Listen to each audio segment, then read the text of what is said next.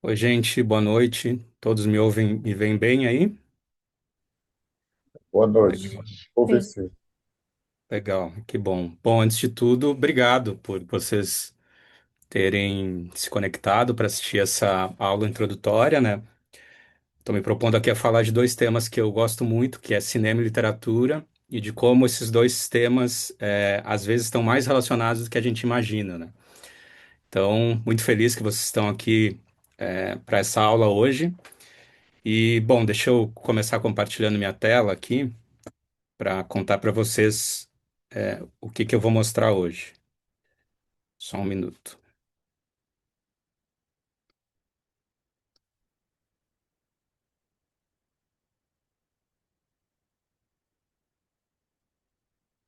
Vocês estão enxergando minha tela já?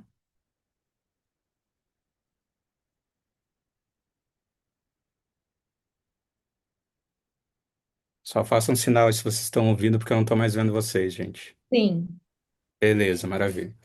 Então tá, gente, deixa eu começar me apresentando aqui. Eu tô com dois monitores, tá? Às vezes eu vou aparecer olhando para o lado, para cima aqui, mas é porque eu tô com dois monitores um do lado do outro. Bom, eu sou André Tim, sou escritor, tô nessa de publicar livros desde 2001, que foi quando eu publiquei meu primeiro conto. Então, na editora Sete Letras, que acredito que quem é do Rio deve conhecer, e ao longo dessa trajetória conquistei alguns prêmios aí. Fui vencedor do Prêmio Nono de Literatura em 21, venci o Prêmio Off Flip em 2018 da Flip, fui finalista do Prêmio São Paulo de Literatura. E no Instagram, tenho me dedicado a falar muito sobre cinema, literatura e sobre questões, atualidades, né? Coisas do nosso tempo que eu acho que são relevantes. Acredito que a maioria de vocês tenha chegado por lá, né? Através do Instagram, seja o meu perfil, o perfil do Astrolábio. Eu tenho quatro livros publicados. O primeiro livro e único é o livro de contos, que é o Insônia. Depois publiquei Mozes Inacabados de Morrer. Depois Morte Sul, Peste Oeste. E o mais recente, que é Objetos Cintilantes, História Sulfúria. Então vejam que as minhas publicações são bem espaçadas, né? Eu não sou um autor que publique muito rápido. E o que que qual que é a ideia de a gente ver hoje nessa aula introdutória, né? Eu quero falar com vocês sobre o que trata o curso e sobre o que não trata, que eu acho que é uma coisa importante, né, para a gente definir as expectativas em relação ao curso. Vou falar também sobre o método.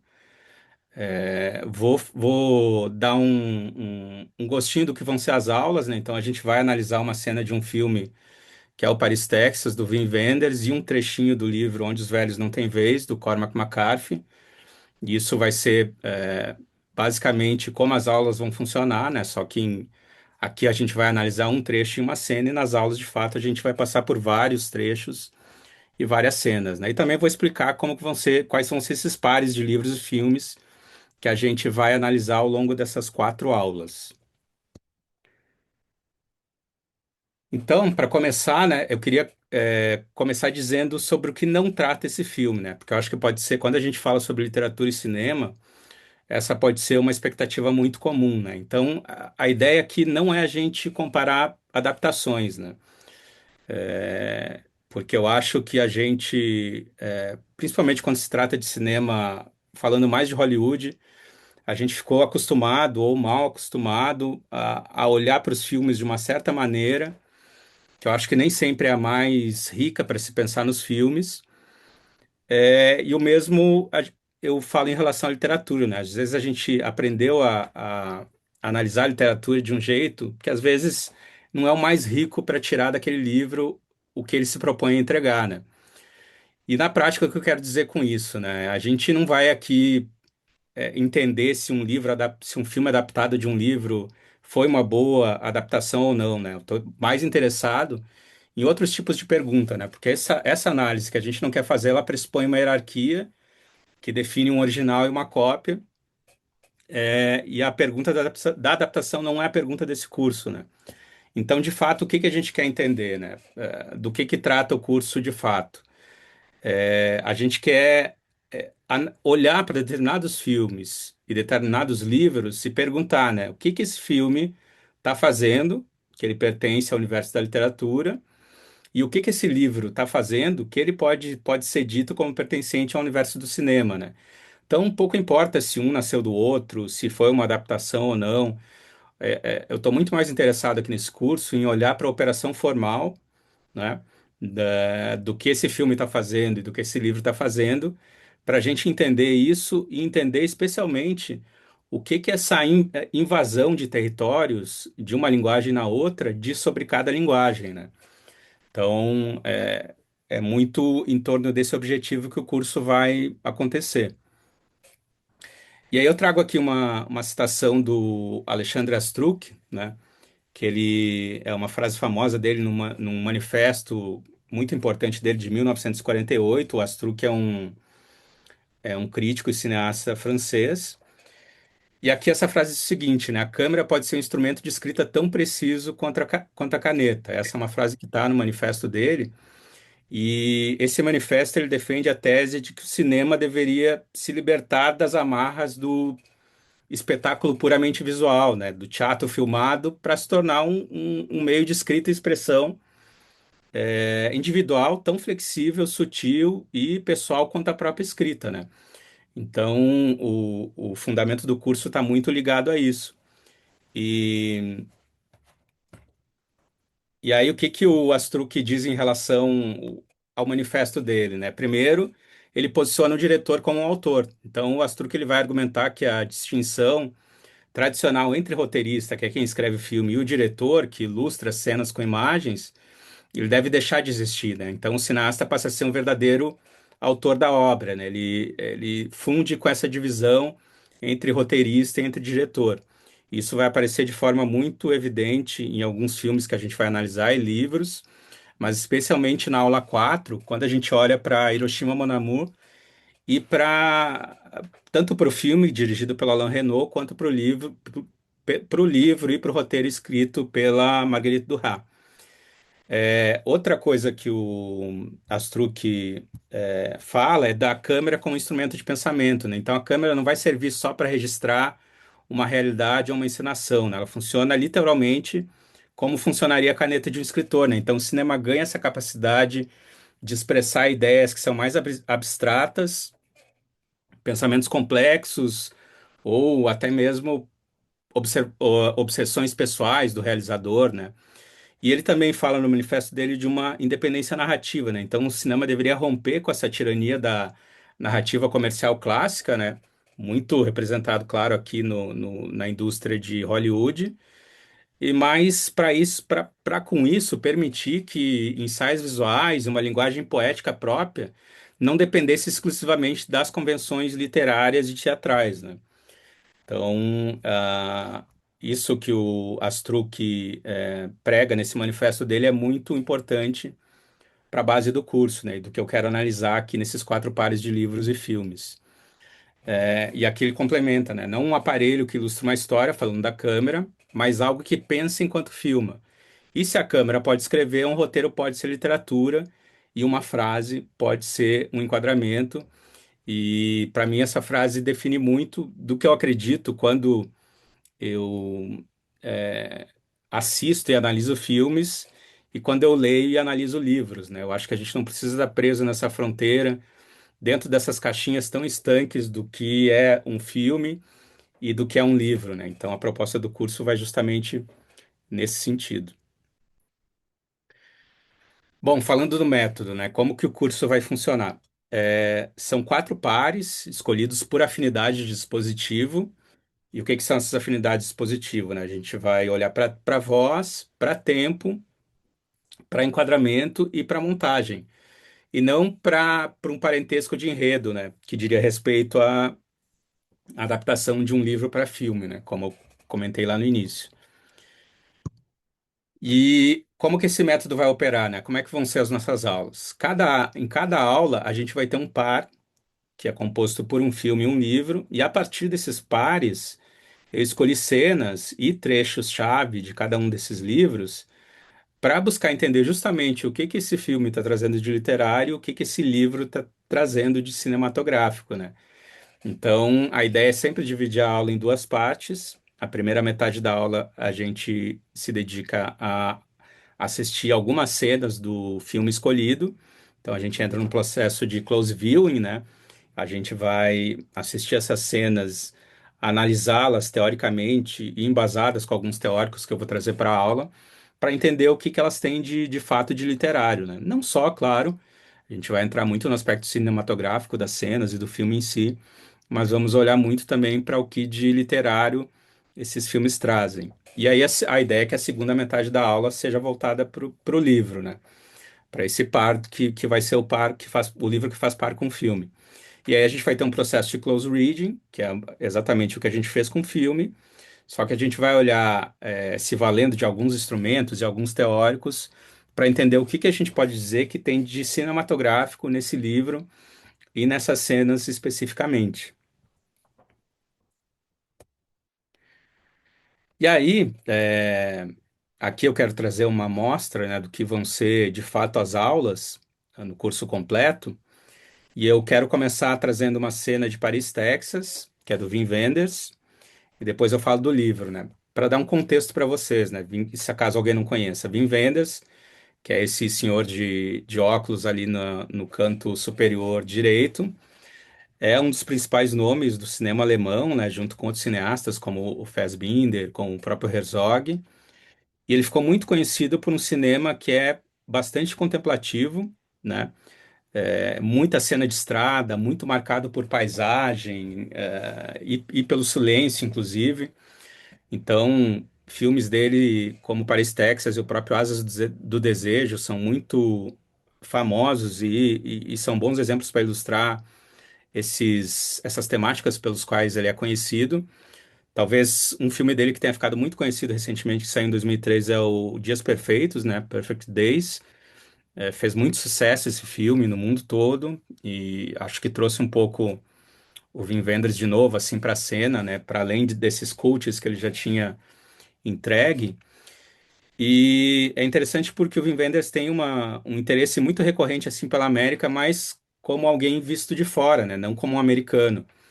Então, como um estrangeiro que é fascinado por elementos simbólicos, por essa iconografia do deserto, das estradas, da própria solidão americana, né? E ele também é muito conhecido pelo documentário Buena Vista Social Club, né? Que ficou muito conhecido acho que ele é de 2013, se eu não me engano. Enfim, esse é o Wim Wenders. E o Sam Shepard, que é o roteirista, que é esse outro cara que aparece aqui no canto de baixo direito, enfim, ele escreveu o roteiro de Paris, Texas com o Wim Wenders. E ele tem uma carreira muito prolífica como dramaturgo, né? Ele inclusive ganhou o Pulitzer de teatro por uma peça que ele escreveu e é uma das vozes mais importantes do teatro americano no século XX, né? Ao lado de outros nomes importantes como o próprio Arthur Miller.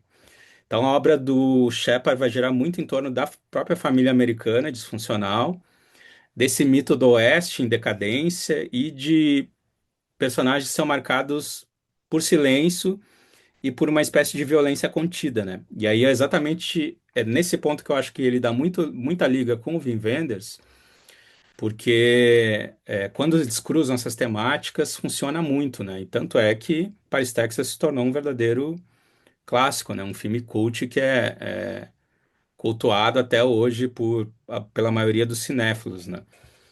Então, é justamente essa combinação do Shepard com o Wenders que vai explicar o tom do Paris, Texas, né? E acho importante dar esse contexto para vocês antes de entrar na cena, para vocês não entrarem nela completamente no escuro, né? Caso alguém não tenha visto. Então, essa combinação dos dois vai meio dar o tom do filme, né?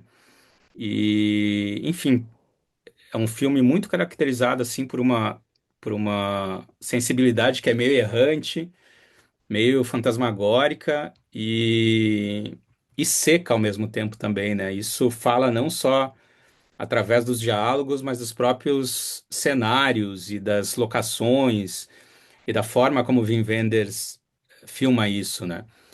Falando de enredo, Paris, Texas, ele vai trazer a história do Travis, que é o protagonista desse filme, que é um homem que reaparece do nada, caminhando sozinho pelo deserto, mudo, sem memória aparente, depois de ele ter desaparecido por 4 anos.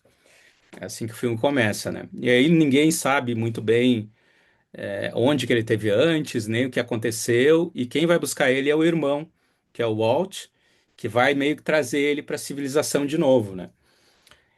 E aí, aos poucos, o Travis vai recuperando a fala e a gente, enquanto espectador do filme, começa a entender o que aconteceu com ele, né? Que ele tinha uma família antes, tinha uma esposa, que é a Jane, que também é protagonista desse filme, e tinha um filho pequeno, que é esse menino que aparece no slide, que é o... Tinha o nome dele, como é que é? Eu esqueci. O Hunter. O Hunter, que é esse menino. E aí, a primeira metade do filme é a gente tentando entender o que de fato aconteceu com o Travis e qual é o passado dele. E a segunda metade do filme é sobre essa busca, né, desse reencontro entre o Travis e a Jane, porque eles não se falam há muitos anos, né, uma relação que acabou e a gente não sabe exatamente como, mas a narrativa do filme vai tratar de nos falar isso, né? E aí o que que acontece? Essa cena que a gente vai analisar é uma cena dentro de um peep show, né? Que são aquelas cabines onde as mulheres ou ficam conversando com os homens, ou às vezes tiram a roupa, fazem danças. E aí, essa cena especificamente é uma cena de quando a Jane não sabe que é o Travis, né? Ela ainda não sabe que ele voltou. Ele descobre que ela está trabalhando nesse lugar e ele entra nessa cabine anônimo, meio para entender o que está acontecendo. Então, é uma cena de confronto, porque ele está incomodado com que ela esteja trabalhando nisso. Ao mesmo tempo, a gente tem esse desconforto por ela não saber exatamente quem está do outro lado, porque ela não faz ideia que é ele, né? E é aqui que algumas coisas começam a se encaixar tanto em termos cinematográficos quanto em termos literários, né? Então, eu vou passar a cena e em alguns momentos pode ser que eu interrompa para chamar a atenção de vocês para algumas partes específicas e depois a gente entra na análise de fato do que a cena apresenta, né?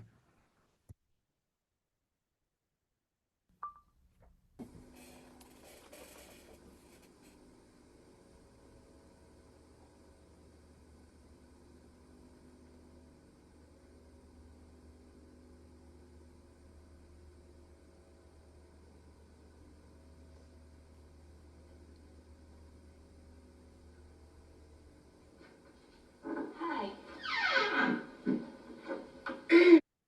Prestem atenção numa coisa específica aqui. Vocês vão ver que só a voz da Jane aparece a princípio e ela vai demorar um pouco para aparecer. A cena está totalmente focalizada no Travis e tem uma razão para isso. Are you out there? Well, I see your light's still on, so I guess you must be out there. Hmm?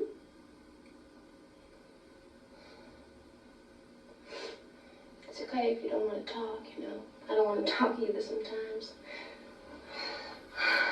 I just like to stay silent.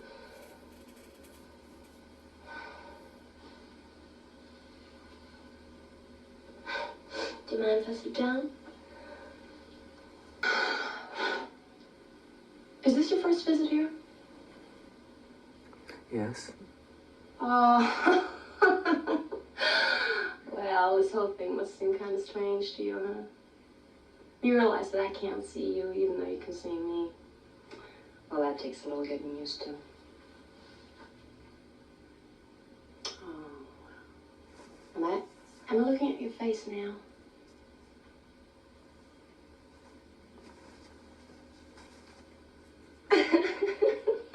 Oh, God. It don't matter.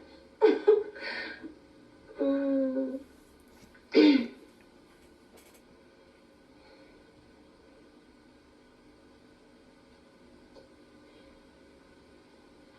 If there's anything you want to talk about, I'll just listen. All right? I'm a real good listener.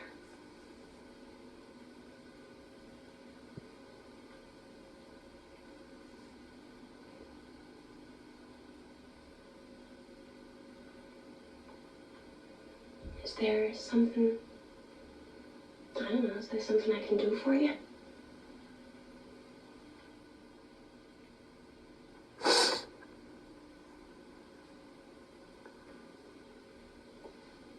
Do you mind if I take off my sweater? Um ponto importante aqui também, né? Até aqui a gente está vendo duas focalizações, né? Uma focalização que é o que o Travis enxerga através do vidro, que é a Jane, e outra focalização que é a câmera que mostra o próprio Travis, né? E daqui a pouco isso vai mudar e é um ponto importante. I just take off. No.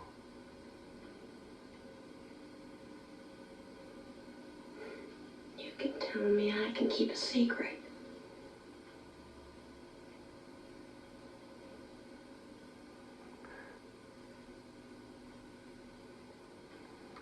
Is, is that all you do is just talk?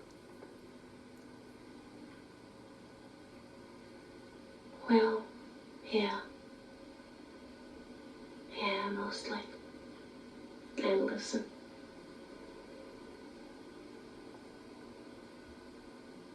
What else do you do?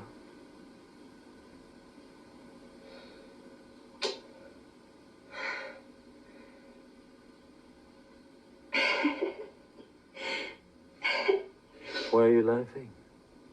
Sorry.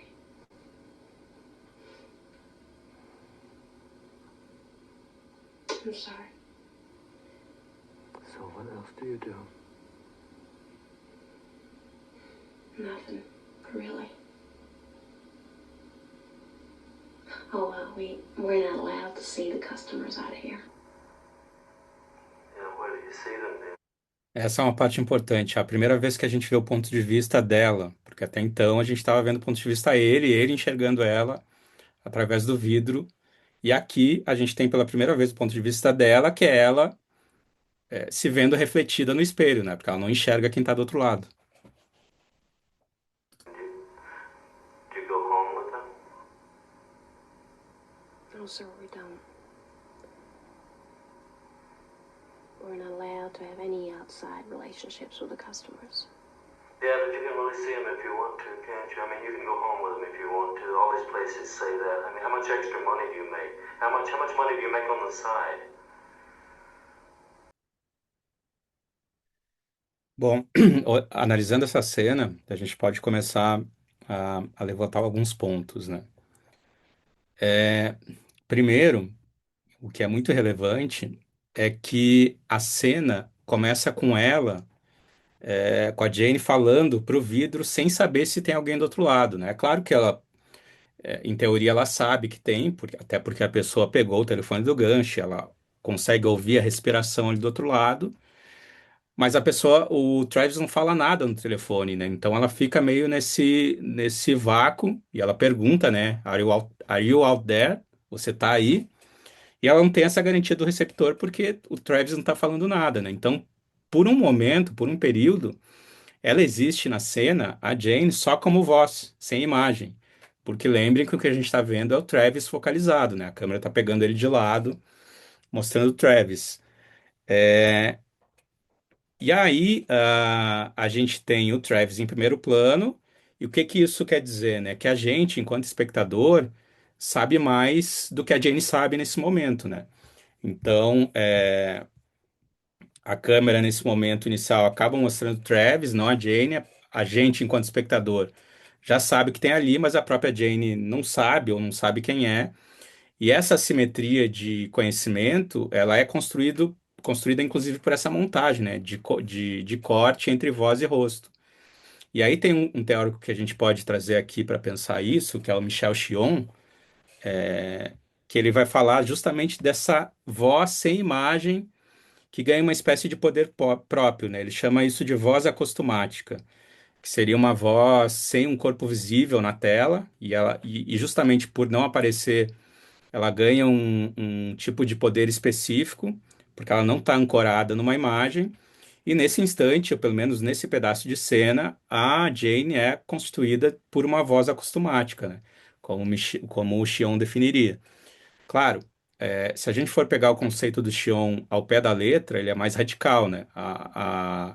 a voz acostumática do Xion, ela vai ser mais onipresente, mais onisciente, que não é exatamente o caso aqui, né? Ainda assim, eu acredito que essa definição dele vale para esse momento pontual, porque para esse efeito de cena, ela é voz, sem corpo em quadro, né? E isso é importante para a forma como a cena se desenrola, né? Para a maneira como o Wenders vai conduzir essa cena. E aí o que que acontece, né? A revelação da Jane, que foi um dos momentos que eu chamei a atenção quando eu parei o vídeo, ela acontece por corte, no momento em que ela pergunta, primeiro, primeiro momento em que ela aparece é quando ela pergunta se ela pode sentar, né? Esse é o primeiro corte quando ela deixa de ser voz acostumática e passa a aparecer em cena, né? E depois disso, a montagem passa a alternar entre os dois, né? Entre o Travis e a Jane, e a gente vai ter ali um sistema de plano e contraplano que meio que mantém os dois presos ao vidro, né? Sem nunca ocupar os dois o mesmo quadro, justamente porque eles têm essa divisão entre eles, né? Então, quando a Jane aparece pela primeira vez, é o momento que o Sean chamaria de desacustomização, né? Quando essa voz deixa de ser acostumática, é, e aí o que que acontece? O poder que essa voz perde ao ganhar corpo, nesse caso, não vai virar intimidade.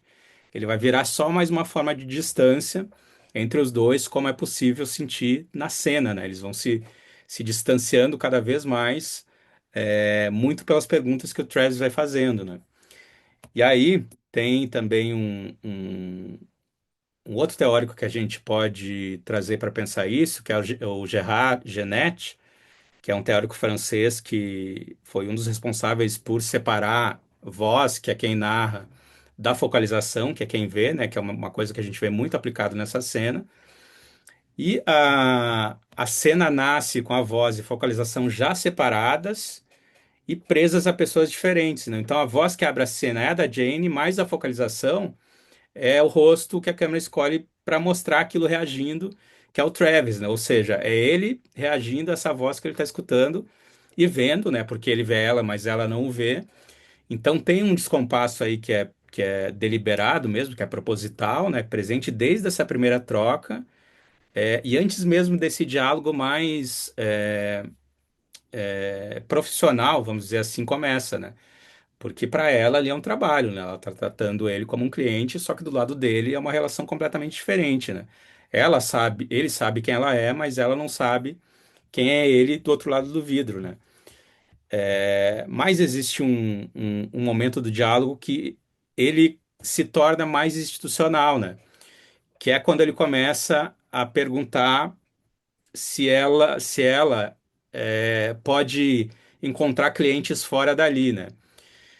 Então, o que que acontece? Depois que esse contato se estabelece, esse registro começa a meio mudar de forma abrupta, né? A gente vê isso na reação da própria Jane, né? Ela passa a falar uma linguagem que é um pouco mais profissional, institucional, né? Ela, inclusive, diz assim, eu acho que talvez o senhor queira falar com outras garotas, vou ver se eu encontro uma delas, eu acho que não é comigo que você quer falar. Então, o diálogo assume esse tom mais institucional, e a gente tem também na fala do Travis como é que eu posso dizer, ele está, na verdade, confrontando ela, né? Eu acho que no fundo é isso. O que ele está fazendo é confrontar ela, disfarçado de um cliente que está sendo atendido ali, porque ela não sabe quem ele é. Mas aí ele começa a fazer essas perguntas, né? Quanto você ganha por fora? Se você costuma encontrar clientes fora daqui, né? Então o Travis acaba explorando essa formalidade do atendimento para interrogar a Jane, né? Disfarçado desse cliente curioso, ao fazer essas perguntas, né? E a Jane, ela não tem muita alternativa, ela vai respondendo ao script ali que ela é obrigada a performar, mas se sente desconfortável com as perguntas, né? O que que é interessante a gente olhar aqui do ponto de vista literário, né? A gente tem uma espécie de discurso indireto livre, só que invertido. Por que que está invertido? Porque ao invés de criar uma fusão, essa voz institucional vai criar uma distância, que é essa distância que a gente vê crescendo entre eles à medida que a gente vai avançando nesse diálogo, né? Então, se a gente for pensar no discurso livre como criado por Flaubert ou como explicado pelo James Wood, que é um crítico norte-americano, a voz do narrador, no discurso indireto livre, ele vai se fundir à consciência do personagem, né? E como consequência, ele vai criar intimidade. Só que aqui nessas cenas a gente vê que acontece o oposto. É uma voz institucional que é imposta sobre uma dor pessoal ali do Travis e que vai criando uma distância em vez de fusão, né? Então vejam que interessante, porque aqui o Wenders se vale de um recurso que é literário, mas ele subverte o discurso indireto livre para criar uma sensação que é o oposto do que seria o discurso indireto livre na prosa, né? Isso vai ficando muito evidente nesse descompasso que a gente vai sentindo entre eles, no desconforto, né? A partir do ponto que esse diálogo toma outro rumo, né? Outra coisa também, né? A gente pode trazer aqui Genette de novo, para falar desse descompasso agora entre o script imposto e esse subtexto conjugal, que é sabido só pelo Travis, mas não pela Jane. E aqui a gente tem uma questão importante de focalização, né? O que a cena realmente comunica para a gente enquanto espectador foge inteiramente do script, né? É diferente da separação de voz e focalização da abertura, que é quando a cena começa, que era sobre presença física, mas aqui é sobre o registro de fala, né? E por que que isso soa literário, né? Por que que eu acredito que isso pode ser atribuído ao universo da literatura? Que é inclusive o ponto no qual o curso se sustenta, né? A gente não se trata aqui de emprestar conceitos de teoria literária para interpretar ou decorar uma teoria de filme, mas de mostrar que o cinema e a literatura compartilham esse mesmo aparato narrativo, né? Acho que isso que é importante aqui.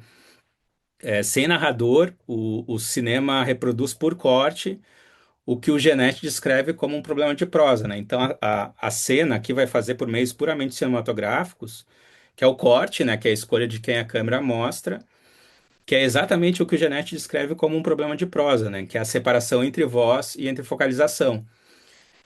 E no romance isso é resolvido por um narrador, mas no cinema não existe essa instância mediadora, né? E mesmo assim, aqui pela mão do Wim Wenders, a gente consegue esse mesmo efeito estrutural que vai acontecer aqui de forma idêntica como aconteceria na prosa, né? Então, e aí tem também um disfarce de registro aqui que a gente pode chamar atenção, né? Que é essa mesma máscara de linguagem do discurso indireto livre. Então, o discurso indireto livre existe na prosa porque a língua permite essa ambiguidade sobre quem está falando, e aqui vai acontecer o oposto, né? Mas ainda assim é um disfarce de registro, né? É o institucional do Travis cobrindo o conjugal, né? Conjugal para ele, que sabe quem é ela, e não para ela, que não sabe quem é ele. Então, aqui, literatura e cinema, nos dois casos, vão usar essa máscara de linguagem para permitir que algo seja dito sem ser dito literalmente, né? Ou seja, a gente está falando aqui do que está nas entrelinhas, do que está implícito, né? Porque a gente, enquanto espectador, sabe exatamente, tendo o contexto do filme todo, né? A gente sabe exatamente por que que o Travis está fazendo essas perguntas e o que que ele quer saber na realidade, enquanto ela não faz ideia disso, né? E aí tem uma coisa interessante também, que essa cena aqui, especificamente, tem algumas cenas de Peep Show no filme, se não me engano são três, tá? Essa acho que é a segunda delas. E essa cena dá para ser descrita como uma cena em miniatura que repete o gesto do filme inteiro, que é alguém chamando sem saber se alguém responde, né? Essa é uma temática que vai aparecer ao longo do filme todo, representada de diferentes maneiras, mas aqui ela está posta de um jeito muito concentrado, especialmente no início da cena, quando a Jane fica falando através do telefone, quando a gente tem essa voz acostumática dela no telefone, sem que a imagem dela tenha corpo, e ela não sabendo se existe alguém ali do lado ou se esse alguém vai responder de fato, né? Então, a Jane repete sem saber o gesto que estrutura, no fim, o filme todo. Que é alguém chamando por Travis, sem saber se ele vai responder. E aí a gente tem o Walt no deserto, o Hunter, que é o filho, perguntando pelo pai. Então, é como se essa cena espelhasse e repetisse, e ela fosse uma miniatura do filme todo, reproduzindo essa narrativa que vai se estender para o filme na sua extensão inteira, né?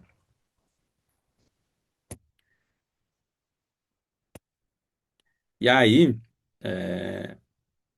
a gente vai aqui para uma segunda amostra, né, do que seria a aula, que é olhar para um trecho de livro, né?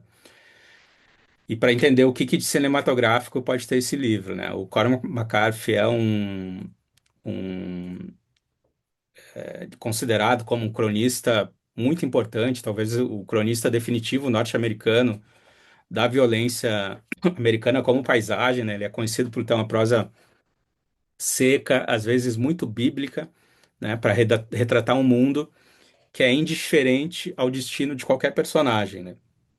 Então, o mundo ele vai sempre se sobrepor aos personagens, sem se importar com esses personagens. E Onde os Velhos Não Têm Vez, cujo título original é No Country for Old Men, que é um romance de 2005 do Cormac, ele é ambientado no oeste do Texas, em 1980, e o protagonista é o Moss, que é um soldador e um caçador, e ele encontra ali um resto, um rescaldo de um negócio de drogas fracassado no deserto. Ele vai encontrar uma cena de um crime, vários homens mortos, um carregamento de heroína e uma mala com US$ 2 milhões. E ele vai pegar esse dinheiro e quando ele pega, ele sabe que essa decisão já vai custar caro, né? E aí todo o romance começa a se desdobrar a partir daí, né? Aí, algumas curiosidades a respeito do romance, né? Esse título, No Country for Old Men, vem de um trecho de um poema do Yeats, que diz exatamente That's no country for old men, é, e que já meio indica o tema central, né, do livro, aqui no caso do romance, que é essa sensação de deslocamento de uma geração diante de uma violência nova, sem regras reconhecíveis, que é uma coisa que eu acho que pode ser deslocada completamente para o nosso tempo agora, né? Eu acho que, na verdade, a cada geração que chega, essa sensação se intensifica e acontece novamente, né? A gente não entender direito o que está acontecendo diante de uma violência diferente, nova, sem regras reconhecíveis. E se a gente fosse trazer isso para a atualidade, a gente poderia elencar vários temas para exemplificar isso, né? Por exemplo, inteligência artificial. A gente não sabe de direito jogar com as regras dessa nova tecnologia, não sabe o que ela vai fazer com a gente, não sabe se ela vai tomar nossos trabalhos, se ela vai virar uma consciência onipresente e dominar o mundo, né? Cada geração vai ter os seus dilemas e as suas batalhas diante de novas violências, né? Mas o Cormac faz isso muito no oeste americano, né? E aí o que que acontece, né? A partir do momento que ele faz isso, que ele pega essa carga de heroína e os US$ 2 milhões, ele vai ser perseguido por um assassino contratado, que é um cara super frio, que vai trabalhar de maneira completamente impessoal e implacável para recuperar esse dinheiro, né? Ele é contratado pelos traficantes. E a partir daí toda a narrativa do romance vai se desenrolar, né? A gente tem também um personagem importante que é o xerife, e vão ter três linhas que se cruzam nesse romance o tempo todo, né? Que é fuga, perseguição e reflexão, que é algo que está muito presente na prosa do Cormac.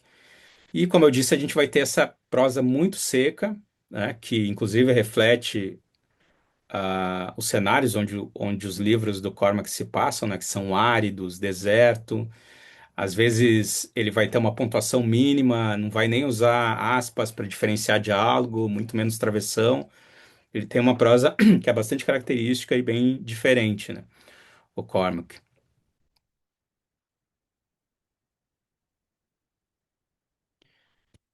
E aí eu vou ler um trecho para vocês aqui, que é esse trecho que está na tela, e depois vou falar sobre ele a partir de um ponto de vista de análise.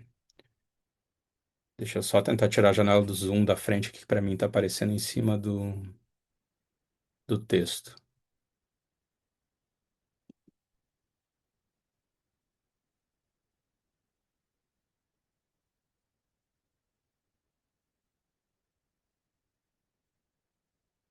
Espera aí que eu já volto para a tela.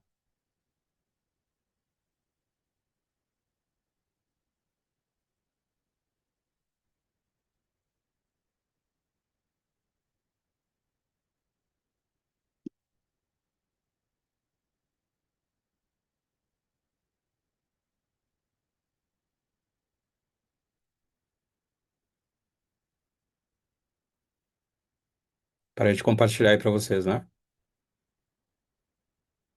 Ou ainda está aparecendo? Não, parou. Parou? Deixa eu compartilhar de novo, então.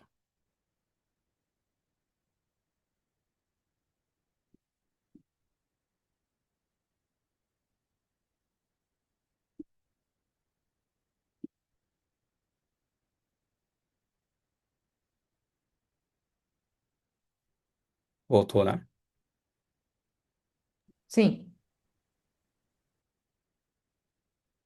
Só aumenta um pouquinho, se puder. Isso.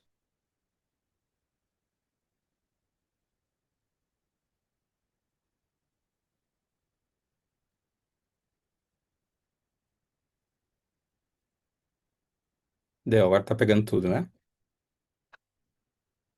Tá sim. Tá. Então essa cena diz assim, né?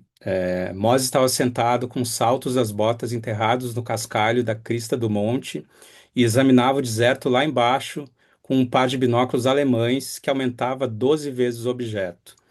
Prestem atenção nas especificações que ele vai dando, especialmente dos objetos. O chapéu empurrado para trás, os cotovelos apoiados nos joelhos, o rifle preso ao ombro por uma tira de couro era uma arma de tambor pesado, calibre 270, montada numa ação Mauser 98, com a coronha folhada de bordo e nogueira.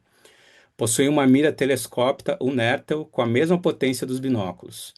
Os antílopes estavam a pouco mais de 1 quilômetro de distância. O sol havia nascido fazia menos de uma hora e a sombra da crista do monte e da dátila e das pedras se projetava bem longe sobre a planície lá embaixo. Em algum lugar adiante estava a sombra do próprio Moss. Ele baixou os binóculos e ficou sentado estudando o terreno. Bem longe ao sul, as montanhas nuas do México, as curvas do rio. A oeste, o terreno da terracota crestada das terras da fronteira. Ele cuspiu calmamente e secou a boca no ombro da camisa de algodão. O rifle acertaria grupos com um ângulo de meio minuto, grupos de um pouco menos de 15 centímetros a 90 metros de distância. O lugar que ele escolhera para atirar ficava logo abaixo de uma alta escarpa feita de seixos de lava e o situava confortavelmente dentro desse limite de distância, exceto pelo fato de que levaria quase uma hora para chegar lá e os antílopes estavam pastando cada vez mais longe dele. A melhor coisa que ele poderia dizer sobre a situação era que não havia vento. E quando chegou ao pé da escarpa, ele se ergueu devagar e procurou os antílopes. Não tinham se afastado muito do lugar onde os tinha visto pela última vez, mas seu tiro ainda teria que alcançar uns 600 metros. Estudou os animais com os binóculos, entre os grãos compridos de poeira e a distorção causada pelo calor. Uma névoa baixa feita de terra e pólen tremeluzentes. Não havia outro esconderijo e não haveria outro tiro. Ele desceu com dificuldade a escarpa e tirou uma das botas e a colocou sobre as pedras e baixou o antebraço do rifle sobre o couro e tirou a trava com o polegar e olhou pela mira. Estavam com as cabeças erguidas, todos eles olhando em sua direção.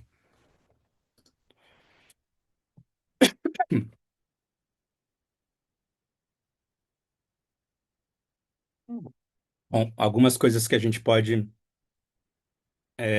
olhar aqui nesse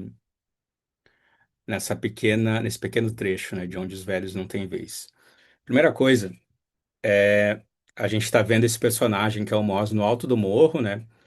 Então, a gente tem as botas, tem os binóculos, tem o próprio deserto como ambientação, e antes de qualquer ação ou fala, o texto, ele na verdade para ou chama atenção para uma postura, né? Então, a gente pode pensar no Moz sentado, as botas fincadas no cascalho, os binóculos nas mãos, estudando o deserto. Então a gente consegue ter uma noção muito clara do que é a postura desse personagem, né? O segundo ponto é que a gente tem uma câmera frase aqui que registra justamente essa postura, né? E nessa ordem, postura, equipamento e paisagem. A própria descrição vai dar conta de descrever as coisas nessa ordem, né? Então a gente tem uma câmera, vamos chamar assim, câmera frase, como o Astruc falou, né? Que permanece ali e que vai, na verdade, catalogar essas coisas em sequência, né? Essas três coisas, que é a postura do corpo, o equipamento, né? Que é o rifle, a marca, o calibre, o tipo de ação onde esse rifle está montado, o tipo de mira, ele dá até a marca, né? E a própria paisagem ao redor, né? A gente tem ali as montanhas do México, as curvas do rio, o próprio terreno descrito como terreno de terracota, de fronteira, né? E o catálogo, né? Esse ato de enumerar, de elencar os objetos ou as coisas que fazem parte dessa cena, ele não para no rifle, né?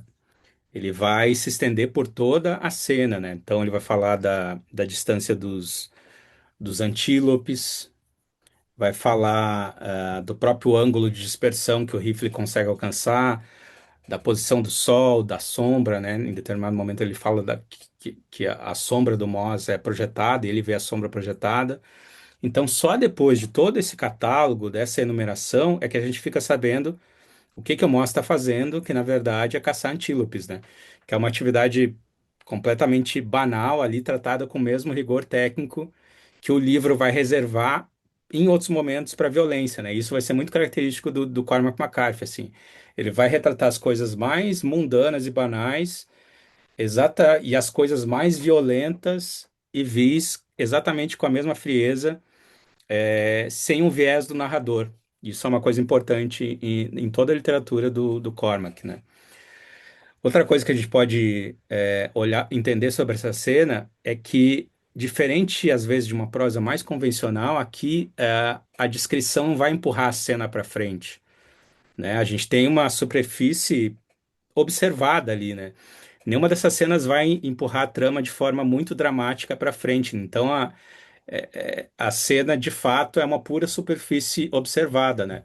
Aí aqui a gente pode trazer James Wood, crítico, que fala da focalização externa, né? Essa focalização externa vai registrar um comportamento, mas essa focalização não entra na cabeça do Moss. A gente não sabe exatamente o que ele está pensando, a gente está observando isso de fora, né? E aqui essa câmera do McCarthy, ela não, justamente não vai entrar na cabeça dele, ela registra um comportamento, uma postura, como uma lente que não vai julgar nem interpretar nada, né? O que tem a ver com essa frieza que eu falava agora há pouco, dele tratar as coisas mundanas e as coisas violentas com a mesma lente e da mesma forma, né? Então, a descrição do chapéu empurrado para trás, dos cotovelos apoiados no joelho, é quase que estruturalmente uma rubrica, né, de roteiro, porque ele descreve o que a câmera veria se isso fosse um filme, e aqui é parte do que torna essa cena cinematográfica, né? Mas não o que uma consciência sente, né? Então, de fato, parece uma câmera mesmo filmando, sem a gente entrar na cabeça desse personagem, né? Por exemplo, se isso fosse feito de um outro jeito, se isso fosse um filme de fato e fosse, se a gente quisesse entrar na cabeça desse personagem, talvez tivesse uma locução em off, né, por cima da própria voz dele, que seria a voz do pensamento dele.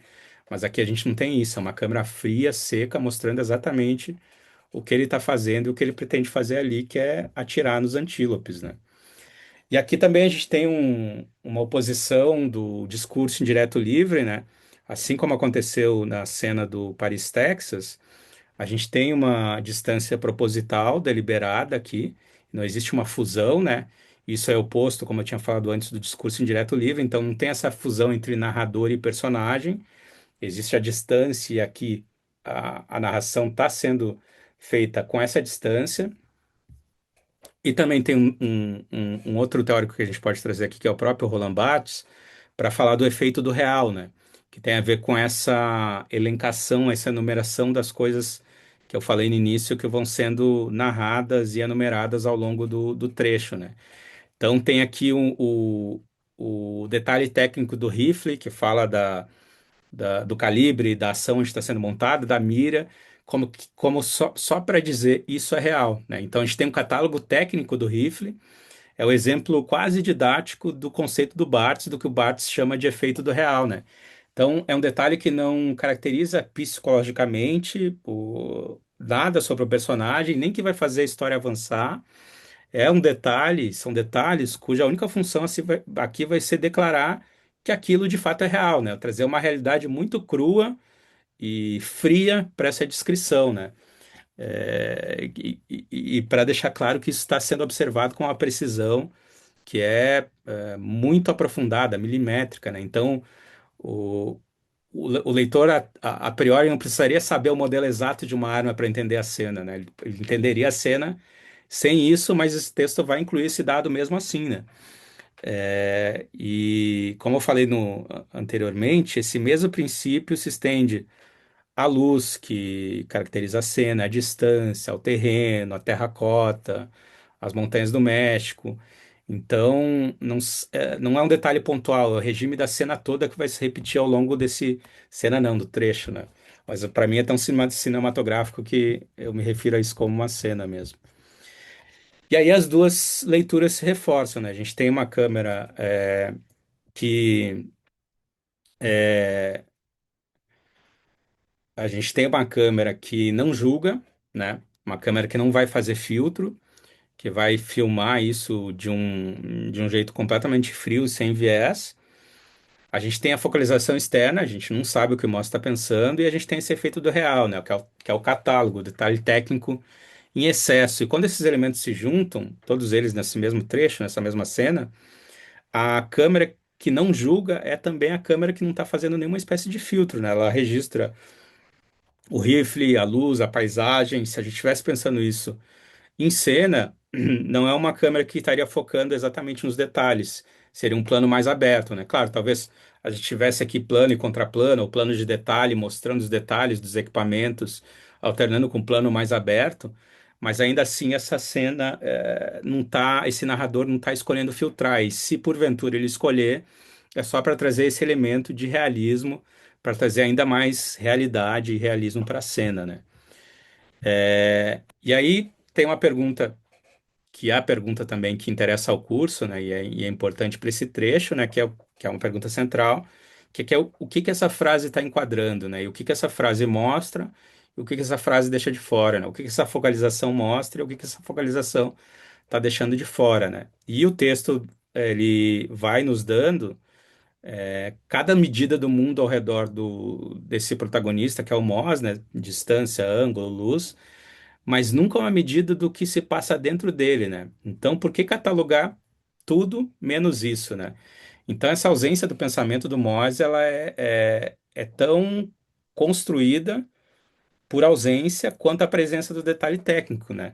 Então, é quase como se fosse no design a gente fala de espaço negativo, né? Que é aquela forma que se constitui a partir daquilo que não tem forma, que não é mostrado.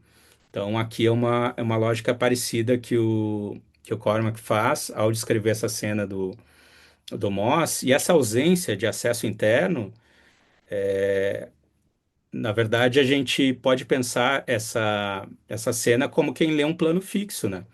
Então, é um exercício que vai atravessa essa fronteira entre os dois meios, e toda frase descritiva, na verdade, vai ser como uma escolha de câmera, né? Se a gente fosse passar isso para os termos de cinema e se a gente estivesse analisando isso como um filme de fato, né?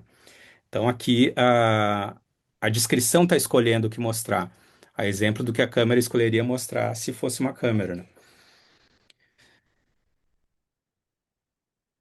E aí, gente, já me encaminhando aqui para o encerramento, o que que a gente tem, né? A gente vai, ao longo dessas aulas, a gente vai recorrer a alguns teóricos, alguns deles eu já falei aqui, né? E outros vão surgir ao longo das aulas. Não quer dizer que isso vai ser estanque, que na aula um vão ser só esses, na aula 2 só esses. Isso vai ser muito misturado, na verdade.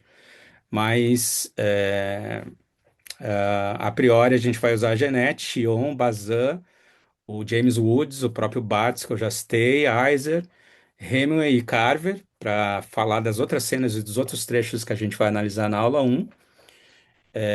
Na aula 2 a gente vai trazer Jeanette, Noel Burt e Kathy Carruth. Depois, na aula 3 a gente traz Barthes, Perec. E na última, a gente traz Deleuze e a própria Marguerite Duras, que foi quem fez o o roteiro de Hiroshima Mon Amour, dirigido pelo Alain Renault, né?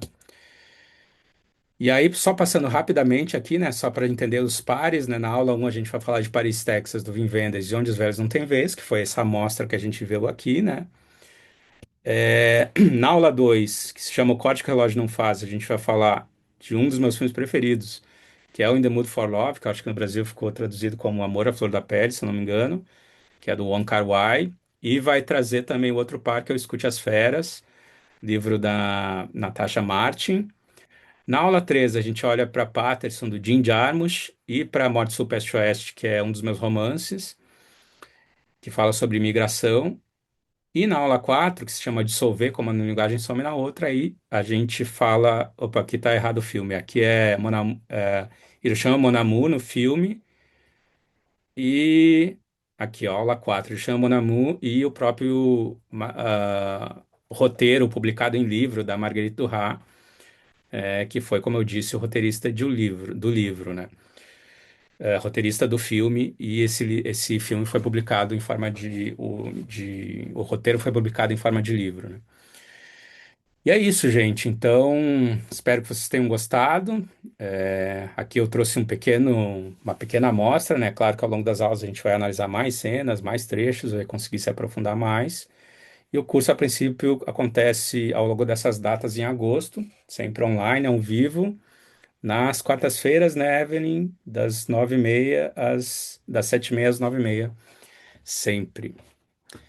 E é isso, gente. Dúvidas? Podemos abrir uns minutinhos para perguntas, quem quiser?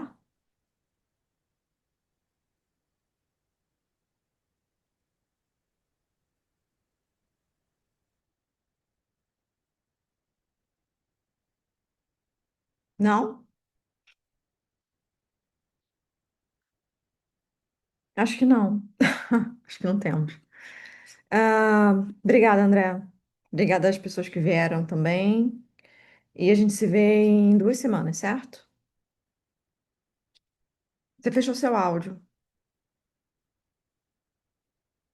Seu áudio tá. Isso. Agora abriu, né? É. Gente, obrigado por todo mundo que ficou até o final. Espero que vocês tenham gostado. Espero que vocês se inscrevam para a gente poder mergulhar nas análises completas aqui do curso, tá bom? Um abraço e boa noite para todo mundo. Boa noite.